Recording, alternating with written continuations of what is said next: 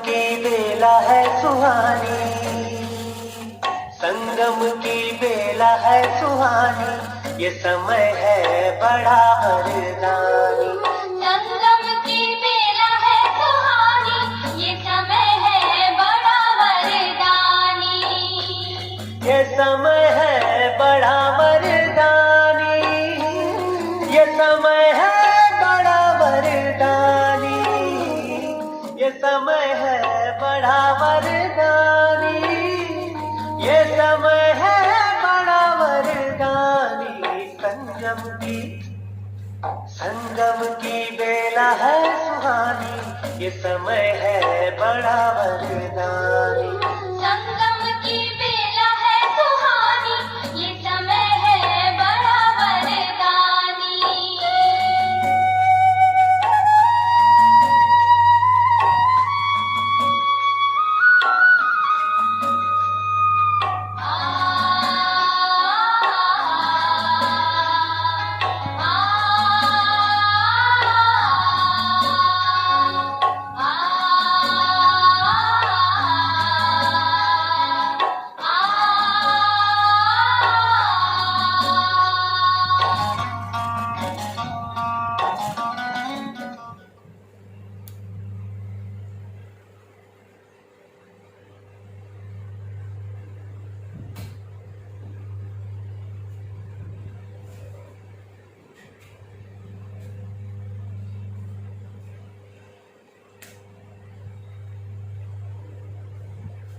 ओम शांति।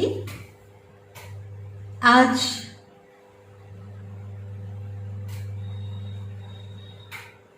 मीठे बाबा की आज साकार महावाक्य सुनेंगे 26 तारीख की।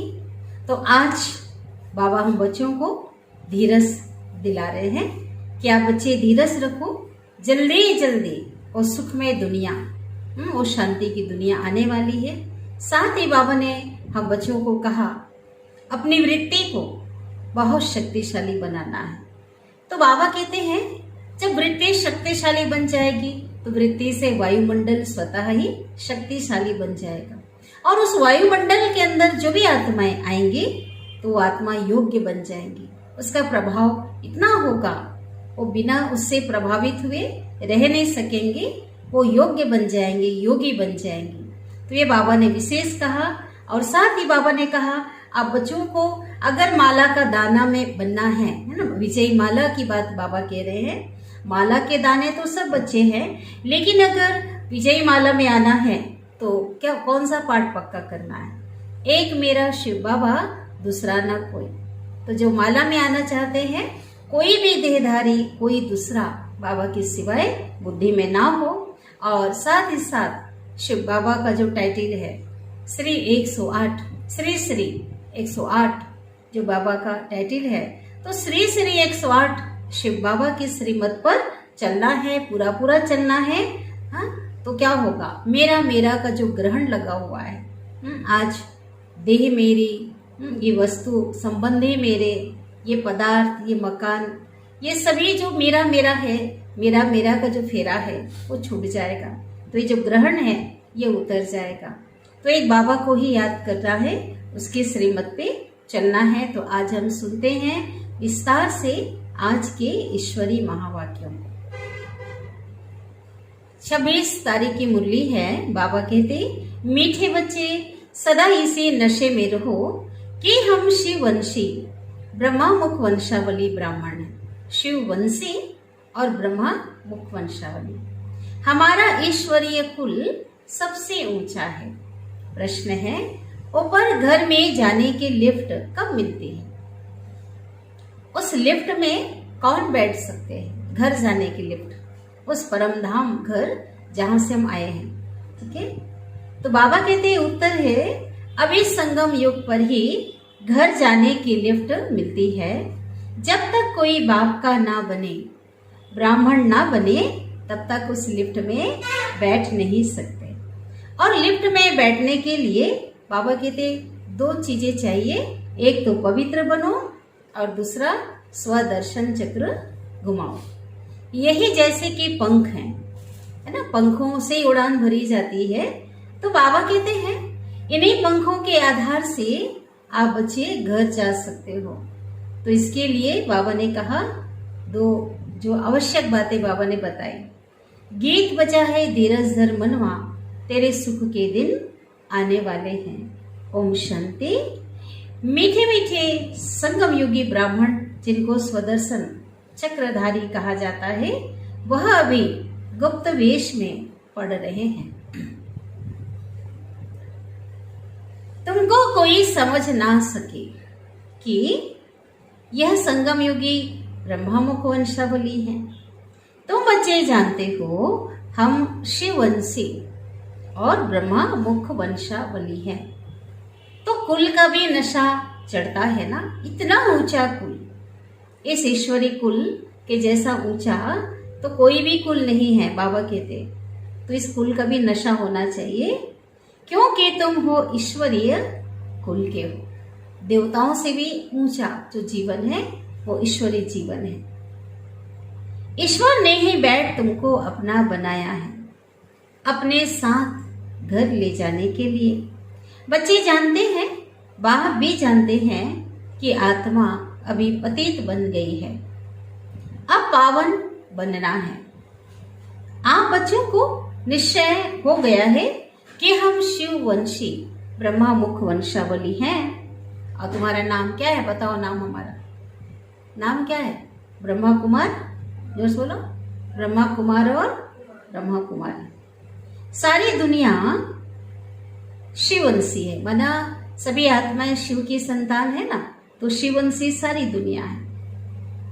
ब्राह्मण कुल भूषण भी बने तब जब पहले शिव बाबा को पहचाने। ठीक है, इस समय तुम साकार में बाबा के बने हो। निराकार रूप में सभी आत्माएं परमात्मा के बच्चे तो हैं, लेकिन प्रैक्टिकल में जो भगवान इस दुनिया में साकार तन में आए हुए हैं, तो बाबा कहते हैं तो साकार तन में भी जैसे हम आए हैं तो किसके द्वारा बने हैं? शिव बाबा के द्वारा हम बने हैं ना। शिव बाबा को पहचानने के बाद ही हम साकार में बाबा के बने हैं। यूं तो निराकारी दुनिया में हो तो सर्वोत्तम शिववंशी हो। उस समय ब्रह्मामुख वंशावली नहीं है, परमधाम में जब हम आत्माएं हैं तो शिववंशी हैं। परंतु जब बाबा साकार में आते हैं तो ब्रह्मामुख वंशावली बनते हो। एक सेकेंड में बाबा क्या से क्या बना देते हैं। बाबा कहा और बच्चे बन गए। जैसे आत्मा मुख से बोलती है परंतु देखने में नहीं आती, वैसे बाबा कहते आत्मा देखने में नहीं आती है, वैसे मैं भी साकार में आया हूं, बोल रहा हूं। जैसे तुमको जब तक शरीर ना मिले तब तक पाठ कैसे बजा सको? बिना आत्मा, बिना माध्यम के, बिना शरीर की पाठ तो बजा नहीं सकती है। तुम तो बाल, युवा, वृद्ध अवस्था में आते हो। ये शरीर की अवस्था है ना। जैसे जैसे समय बीतता जाता है, ये शरीर की जो अवस्था है वो बदलती जाती है। पहले बच्चे होते हैं, फिर युवा होते हैं, फिर प्रौढ़ावस्था आती है, फिर वृद्धावस्था आती है। लेकिन बाबा कहते क्योंकि मैं जन्म मरण में नहीं आता हूं, इसलिए मैं इन अवस्थाओं में भी नहीं आता हूं। तब तो कहा जाता है मेरा जन्म दिव्य और अलौकिक। भगवान का जन्म दिव्य और अलौकिक है। तुम तो गर्भ में प्रवेश करते हो। हर आत्मा जो शरीर में है वो गर्भ में प्रवेश करती है।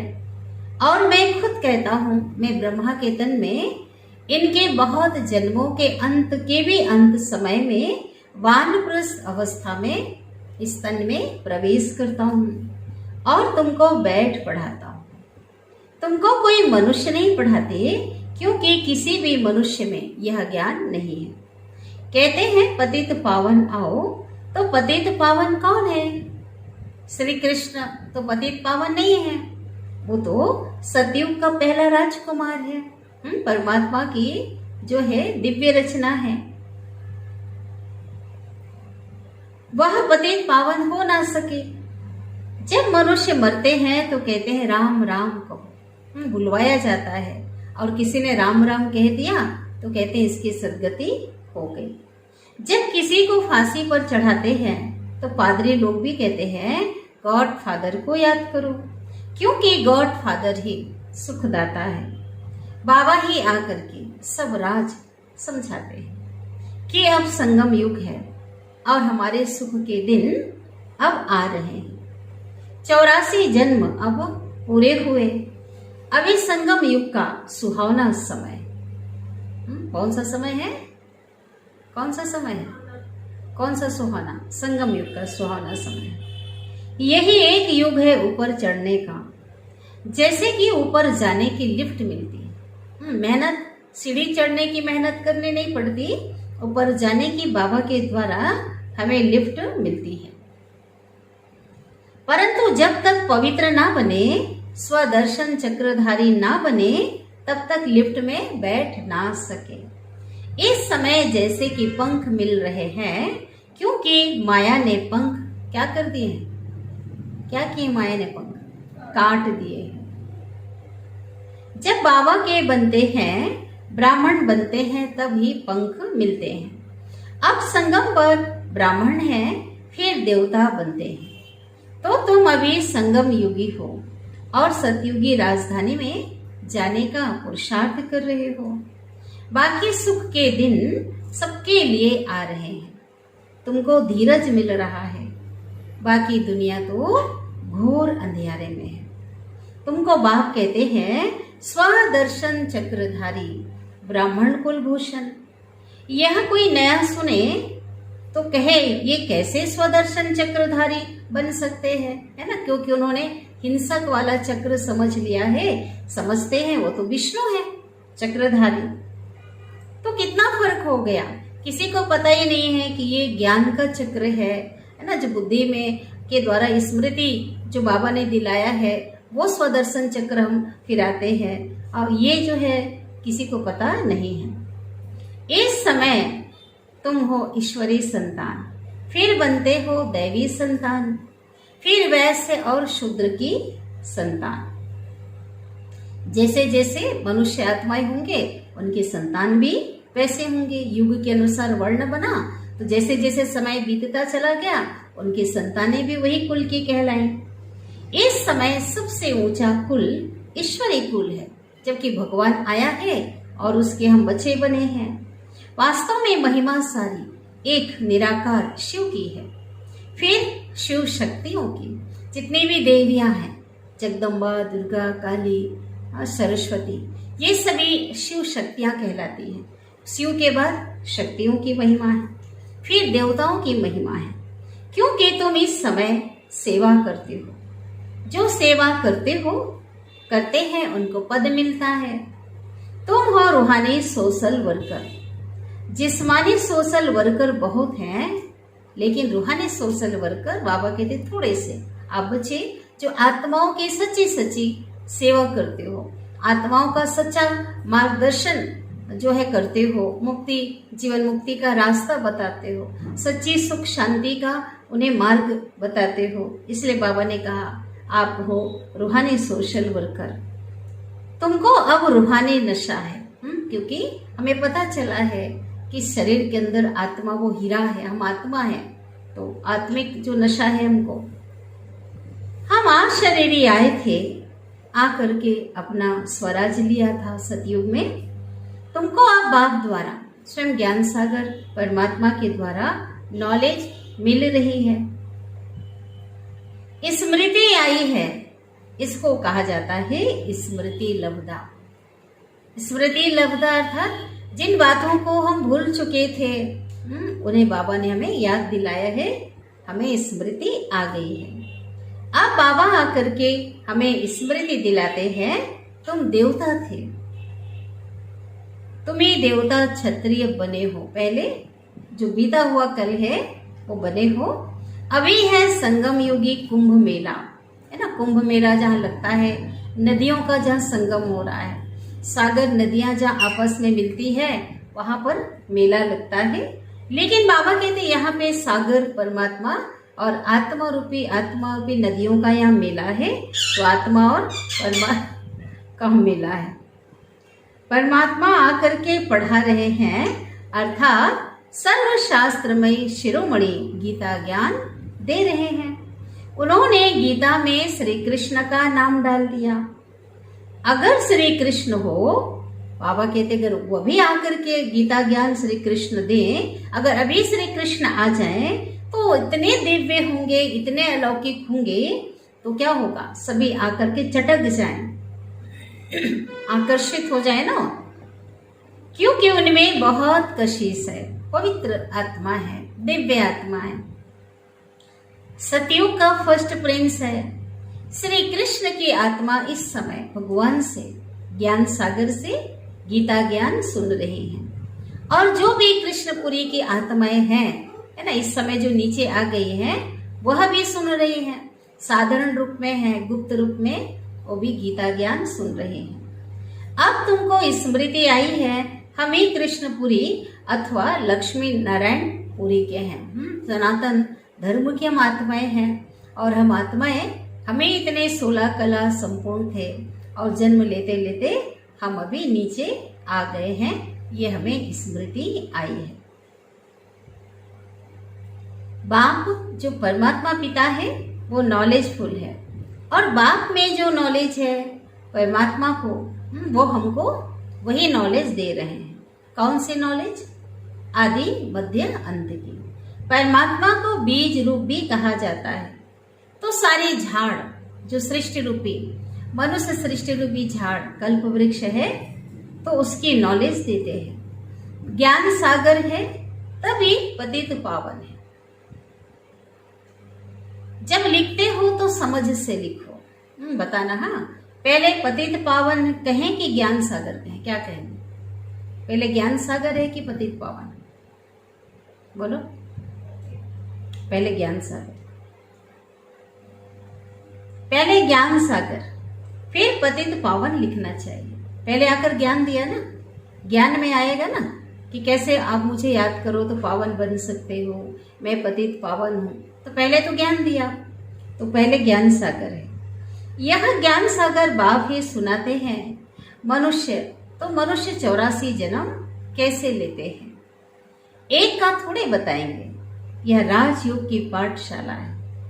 पाठशाला में तो बहुतों को पढ़ाते हैं, देखते हो बेहद के बच्चों को पढ़ाते हैं, और वृद्धि होती जाती है। झाड़ भी धीरे धीरे बढ़ता है, झाड़ भी धीरे धीरे बढ़ता जाता है। जब थोड़ा निकलता है, जब कोमल पत्ते होते हैं, थोड़ा निकलता है तो क्या होता है, उस कोमल पत्ते को चिड़ियाएं खा जाती हैं। तुम देखते हो झाड़,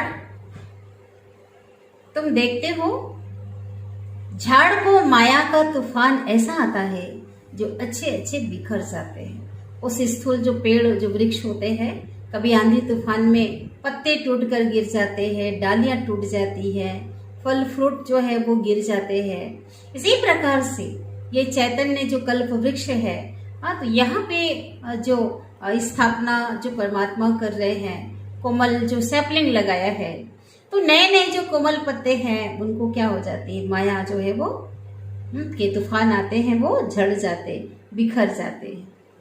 बाबा शुरू में बच्चों की ऐसी चलन देखते थे, साकार में शुरू में स्थापना के समय, तो कहते थे तुम्हारी चलन ऐसी है जो तुम यहाँ ठहर नहीं सकेंगे, इसलिए श्रीमत पर चलो।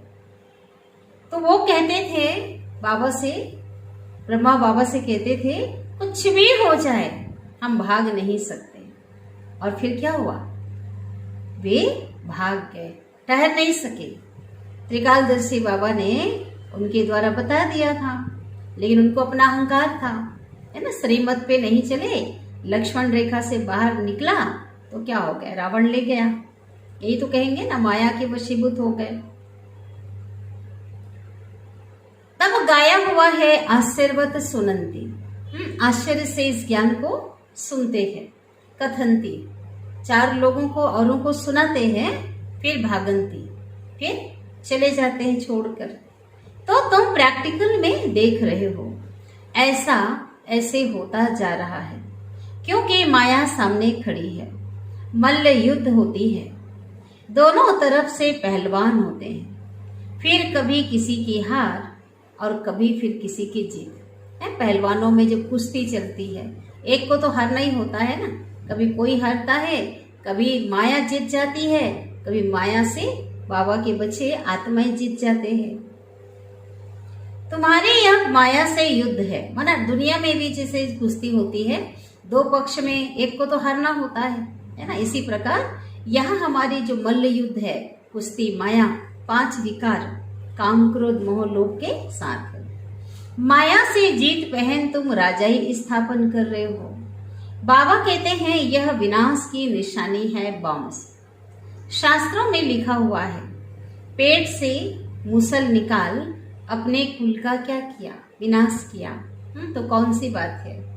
पेट से निकालना अर्थात बुद्धि रूपी पेट से, बुद्धि से बनाए ना अपने कुल का।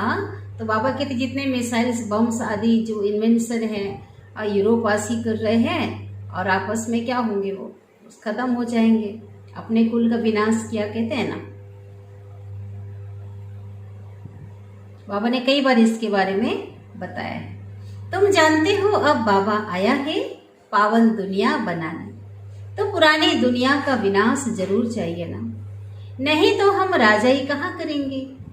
इस पढ़ाई की प्रारब्ध है भविष्य नई दुनिया के लिए, और जो भी पुरुषार्थ करते हैं वह इस दुनिया के लिए है। सन्यासी जो पुरुषार्थ करते हैं वह भी इसी दुनिया के लिए है। तुम कहते हो हम यहाँ आकर के राजाई करेंगे, परंतु गुप्त रूप होने के कारण घड़ी घड़ी बच्चे भूल जाते हैं। नहीं तो बड़े आदमी कहाँ भी जाते हैं तो कितनी स्वागत करते हैं, है ना। साधारण रूप में बाबा आया है तो कौन हमारे सामने है, इतनी ऊंची हस्ती, इतनी बड़ी अथॉरिटी, भूल जाते हैं, है ना। कद्र करना चाहिए ना बाबा का, साधारण समझ जाते हैं। बाबा कहते सबसे बड़े से बड़ा हस्ती बाबा, उसके बड़ा तो कोई है ही नहीं संसार में। तो लौकिक रीति से, दुनियावी रीति से जो बड़े आदमी आते हैं, कोई पद पोजीशन वाले, कोई राजा है, कोई और बड़ा व्यक्ति आता है, तो कितनी उनकी धूमधाम होती, स्वागत करते हैं। लंदन से रानी आई, उस समय कोई रानी आई होंगी, तो कितने धूमधाम से उनके स्वागत की। परंतु बाबा कितनी बड़ी अथॉरिटी है, लेकिन बच्चों बिगर उनको कोई भी नहीं जानते। बाबा कहते हम शो भी नहीं कर सकते ना, क्योंकि नई बात है, क्योंकि मनुष्य मूंझ जाते हैं कि यहाँ ब्रह्मा कहाँ से आया। क्योंकि आजकल टाइटल बहुत रख देते हैं। आज अपने ऊपर ब्रह्मा का भी टाइटल रख दिया है, और बड़ी बड़ी भगवान के टाइटल को भी रख लिया है लोगों ने अपने ऊपर। बाबा कहते हैं अंधेर नगरी है ना, कहावत क्या है, अंधेर नगरी क्या है, चौपट राजा, और टके शेर भाजी टके शेर खाजा, ऐसा कहा जाता है ना। कुछ भी नहीं जानते। अगर समझो साधु संत गुरुओं को मालूम पड़ जाए कि बाप आया है, भगवान हमारा पिता आया है, तो क्या होगा। जिसको हम सर्वव्यापी कहते थे, कण कण में कहते थे, ढूंढते थे, वो आया है, तो क्या होगा। अब वहां आकर मुक्ति, जीवन मुक्ति दे रहे हैं, अच्छा जान जाए ना तो आकर लेने लग जाए। ऐसा पांव पकड़ लें जो मैं छुड़ा भी ना सकूं। ऐसा हो तो सब कहें कि इनके पास जादू है और गुरु का माथा खराब हो गया, कहेंगे ना। परंतु अभी ऐसा होना नहीं है, लेकिन होगा जरूर। बाबा कहते वो भी समय आएगा। वो कब आएगा? पिछाड़ी में, अंत समय, है ना, जब प्रत्यक्षता होगी उस समय। कहते हैं ना, कन्याओं ने भीष्म पितामह को बाण मारे। और कौन सी बाण है? ज्ञान बाण, है ना। कोई कहानी तो उस बाण की बताई है, लेकिन वास्तव में है कौन सा बाण? ज्ञान बाण की बात है। ठीक है। यह भी दिखाया है बाण मारने से गंगा निकल आई। जमीन से बाण मारा, गंगा निकाल आई, फिर अमृत पिलाया, ज्ञान अमृत पिलाया। वास्तव में पानी पिलाने की बात बताई, लेकिन यह है अंतिम समय में सभी को ज्ञान अमृत पिलाया गया। जिनको अहंकार था, बड़े बड़े बुद्धिजीवी, बड़े बड़े सन्यासी, गुरु आदि जितने भी हैं, सभी इस परमात्मा सत्ता को क्या करेंगे? नतमस्तक होंगे, स्वीकार करेंगे। मनुष्य तो कुछ भी जानते नहीं, कह देते हैं परमात्मा तो सर्वव्यापी है। बुद्ध को भी सर्वव्यापी कह देते हैं। अब बुद्ध तो शरीरधारी है, इसको कहा जाता है पत्थर बुद्धि। ना परमपिता सर्वव्यापी है, ना धर्मपिता सर्वव्यापी है। तो बाप आकर के समझाते हैं, गॉड फादर को कभी साकारी व आकारी नहीं कहेंगे, वह तो निराकार है। उन्हें सुप्रीम सोल कहा जाता है। आधा कल्प तुमने भक्ति की है ना, कहते हैं ना भक्ति करते करते भगवान मिलेगा। तो जरूर है कि भक्ति करते करते दुर्गति को पाया है, सही है ना? भक्ति करते करते दुर्गति को पाया है, फिर बाप आता है सदगति करने।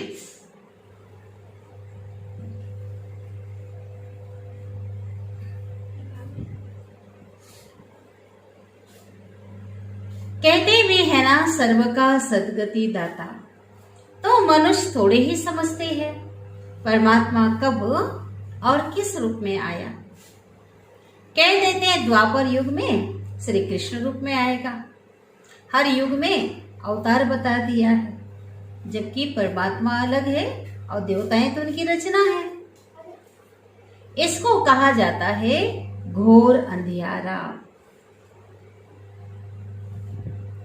कहते हैं ना कुंभकर्ण के नींद से जगाया, अज्ञान नींद की बात है।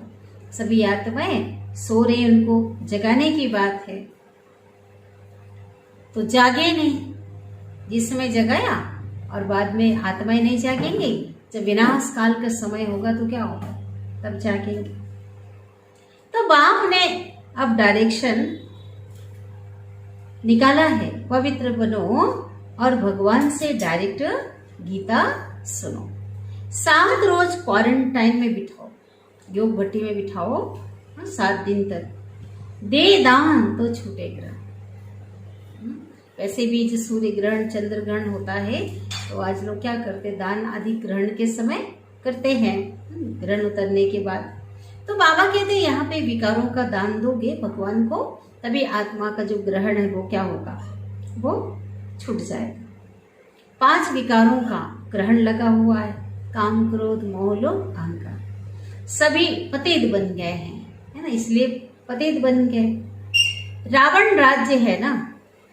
अब बाबा कहते बच्चे तुम मेरा बनो।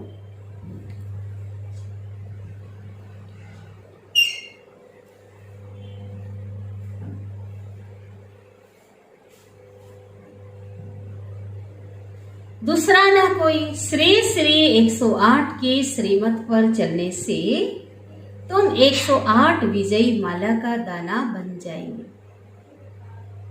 मैं माला का दाना नहीं बनता हूं, मैं तो न्यारा हूं जिसकी निशानी फूल है। बाबा कहते मैं न्यारा हूं जिसकी निशानी क्या है, फूल। अब बाप कहते हैं बच्चे तुम मेरा बनो, दूसरा ना कोई। श्री श्री 108 की श्रीमत पर चलने से तुम 108 विजयी माला का दाना बन जाएंगे। मैं माला का दाना नहीं बनता, मैं तो न्यारा हूं जिसकी निशानी क्या है, जो माला बनी हुई उसमें फूल है, और फूल के आजू बाजू युगल जो दाना है वो है ब्रह्मा सरस्वती है। क्योंकि प्रवृत्ति मार्ग है ना, निवृत्ति मार्ग वाले माला के दाने में आ नहीं सकते हैं। पवित्रता को धारण करते हैं तो फिर भी अच्छे हैं ना, बाबा महिमा करते हैं, है ना, सन्यासियों की महिमा करते हैं, परंतु यह गुरु सदगति नहीं दे सकते। सदगति दाता एक ही सदगुरु है। सतगुरु अकाल कहते हैं ना, सतगुरु तो एक परमात्मा को कहते हैं। साकार गुरु लोग अकाल मूर्त थोड़े ही बन सकते हैं, नहीं बन सकते। लौकिक बाप टीचर गुरु को तो काल खा जाता है, लेकिन पारलौकिक बाप टीचर सदगुरु तो कालों का काल है। बाबा कहते मुझको तो काल खा ना सके। बाबा कितनी अच्छी अच्छी बातें समझाते हैं। जो इतनी सहज बातें नहीं समझ सकते तो बाबा उनको कहते हैं अच्छा बाप को याद करो। चक्र को भी याद करना पड़े ना, बाप के साथ वर्षे को भी याद करना पड़े। बाबा को याद करो तो विकर्म भस्म हो। बाप तो सम्मुख आया हुआ है, बाप को अशरीरी कहा जाता है। ब्रह्मा विष्णु शंकर सबको अपना अपना शरीर है, मुझे तो अपना शरीर ही नहीं है। तुम्हारे तो मामा मामे काके सब हैं। बाबा कहते मेरा मामा चाचा आदि कोई भी नहीं है। आता भी हूं, परंतु तुम कैसे आते हो इस सृष्टि पे और मैं कैसे आता हूं? बाबा कहते कितना फर्क है। बुलाते हैं ना वो गॉड फादर, परंतु कहां से आता हूं? परम धाम से, जहां से तुम आते हो वहां से मैं भी आता हूं, जिसको ब्रह्मांड भी कहते हैं।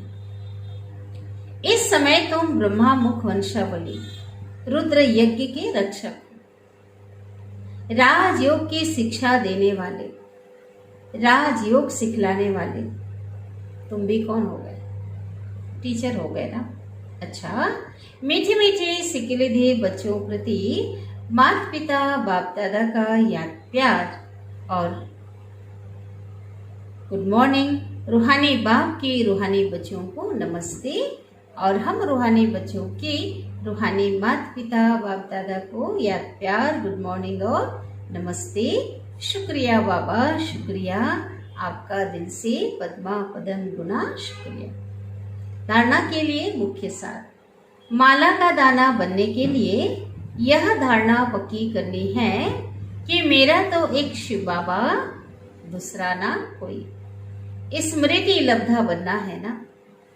श्री श्री 108 शिव बाबा की श्रीमत पर पूरा पूरा चलना है। मेरा मेरा छोड़ ग्रहण से मुक्त होना है। वरदान है, ब्राह्मण जीवन में सदा सुख का अनुभव करने वाले मायाजीत क्रोध मुक्त भव। विस्तार है, ब्राह्मण जीवन में यदि सुख का अनुभव करना है तो क्रोध जीत बनना अति आवश्यक है। भले कोई गाली भी दे, इंसल्ट करे, लेकिन आपको क्रोध ना आए। रोब दिखाना ये भी क्रोध ही है, क्रोध का अंश है। ऐसे नहीं कि क्रोध तो करना ही पड़ता है, नहीं तो काम ही नहीं चलेगा। आजकल के समय प्रमाण क्रोध से काम बिगड़ता है और आत्मिक प्यार से, शांति से बिगड़ा हुआ कार्य भी ठीक हो जाता है। इसलिए इस क्रोध को बहुत बड़ा विकार समझकर मायाजीत और क्रोध मुक्त बनो। स्लोगन है,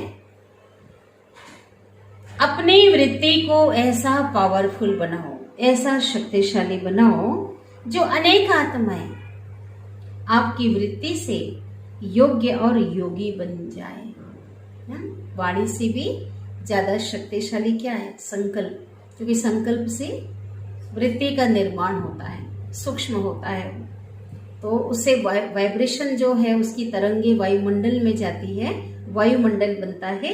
और वायुमंडल जब शक्तिशाली बन जाएगा, इतना प्रभावी बन जाएगा, तो कोई भी आत्मा रह ही नहीं सकती। उस वायुमंडल में आकर के वो योग्य बनने का पुरुषार्थ करेगी, योगी बनने का पुरुषार्थ करेगा।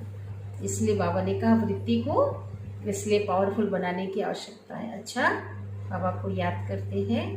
ओम शांति।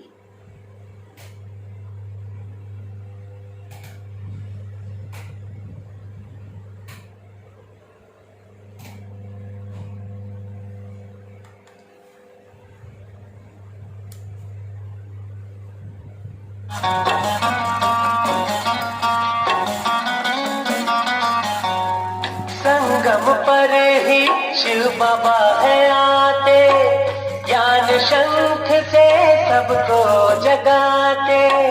संगम पर ही शिव बाबा है आते, ज्ञान शंख से सबको जगाते।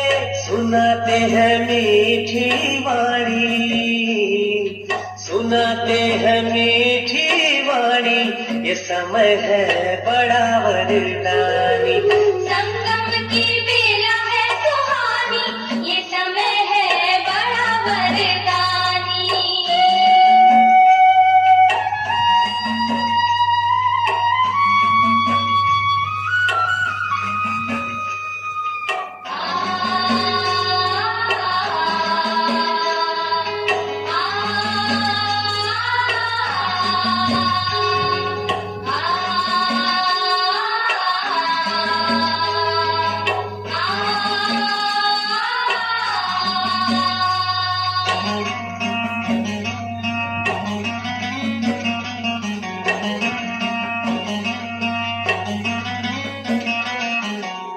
संगम पर ही ब्रह्मण बनते, सम्मुख शिव से बातें करते। संगम पर ही ब्रह्मण बनते, सम्मुख शिव से बातें करते। मिलन मिला इसकी निशानी, मिलन मिला इसकी निशानी, ये समय है बड़ा वरदानी।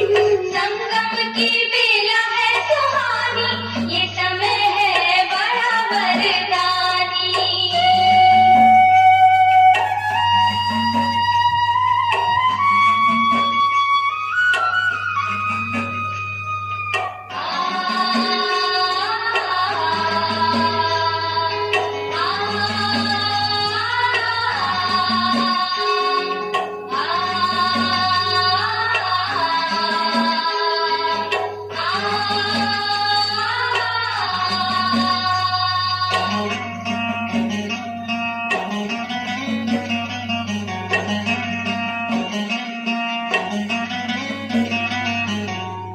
हीरे जैसा जीवन है मिलता, दिव्य गुणों से जीवन खिलता।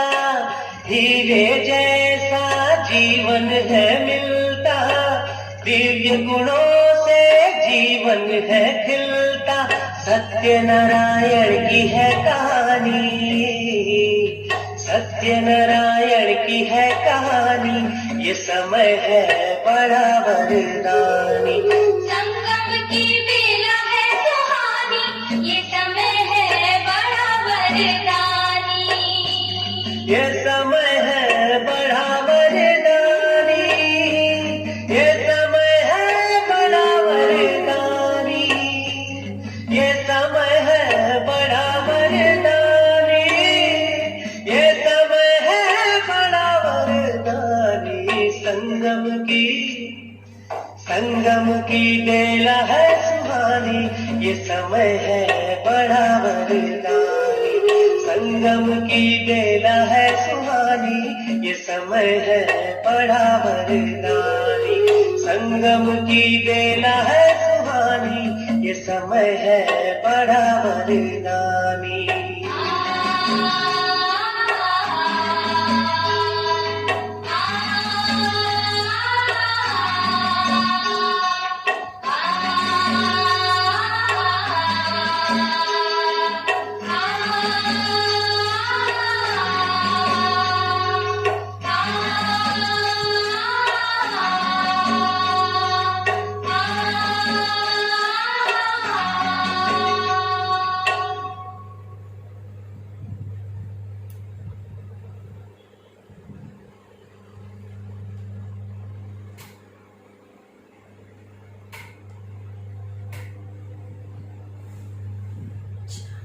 शांति।